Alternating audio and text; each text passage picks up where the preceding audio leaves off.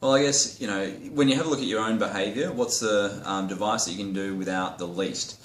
And I think it's the mobile phone. It's the last thing that you touch as you go to bed. It's the first thing that you probably check when you wake up in the morning. It's really interesting the way Facebook and Google are looking at their various ad products, that they're building everything for mobile first and then back engineering it into desktop, whereas a couple of years ago everything was built for desktop first and then reverse engineered for mobile. And anecdotally, we're seeing this growing, I guess what we call FOMO by consumers, the fear of missing out, and being not connected in this 24 cents world is tantamount to being a social outcast. Hi, I'm Travis Johnson. I'm the CEO of Mnet Mobile.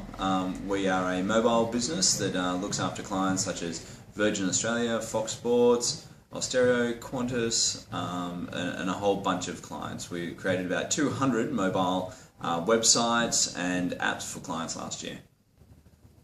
I think it's really interesting in that when you have a look at overseas behaviours, and especially say India for example, you've got everybody accessing the internet through their mobile phone. I'm not saying we're going to go to that extreme straight away, because obviously desktops and PCs still have a role in our lives, but I think we're going to get to a stage where it's going to be, everything's going to be mobile first. So you still may use different devices for different purposes. For example, if you're shopping for a car, you may have on your desktop, you may have 5 different cars open and comparing the statistics across 5 different things. You wouldn't do that on a tablet. But what you would do on a tablet is have a look and change the colour and add a sunroof and see what the car looks like with a different colour bumper bar and different wheels. But on a mobile, you're probably going to be out and about. You actually want to find where the dealership is, find what cars are available right now. So I think mobile first is the way that we're going to need to treat things, but recognising that desktop still has a role.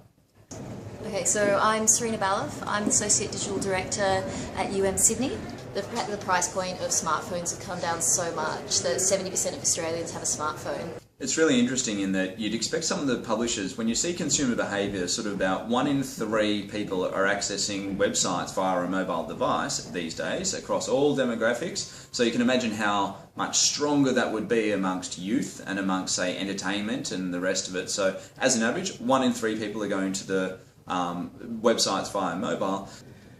Victor Coronis from Magna Global. I'm the Managing Director. Magna Global is the strategic investment arm of media brands. Absolutely, I see the mobile device can definitely be the primary device. And to be honest, it's really not that far away. If you look at our current forecast is that by 2015, smartphone penetration will be close to 80%, and tablets will be close to 60%. Video actually makes up the majority of all data used on the internet. So there's huge push both from consumers and for advertisers for video content. Massive direction that all news, again using Fairfax, a news example, most of their articles have some sort of video element. What's really important, why they have gone down that path, is video is really shareable. People are no longer afraid to play video. And especially in mobile, say tablet devices, it's something that's expected. So people don't want a flat experience. They want to be able to interact with content. They want to be able to do more, tailor it to them, and video plays a huge role. So the growth of mobile is massive. The growth of video within mobile is even bigger. And I suspect it'll be in the hundreds of % year on year. Make the experiences multimedia. You're taking your phones to all these restaurants rather than just going home and writing up an article. Record a short piece to camera, put it on your blog, seed it through YouTube. Make sure that your sites are mobile enabled, and also have a look at how your site's set up to make sure that they rank well from an SEO perspective, so that what you're doing actually ranks well and is found.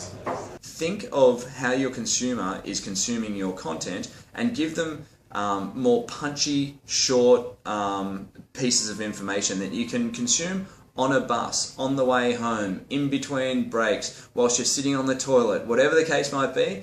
Give them the smaller bits of information and make sure that your images are optimized towards how people are going to be viewing it, so that it actually looks good on a tablet and it looks good on a mobile device. And the better you can serve up the content, the more people will read your content, the more people will share your content.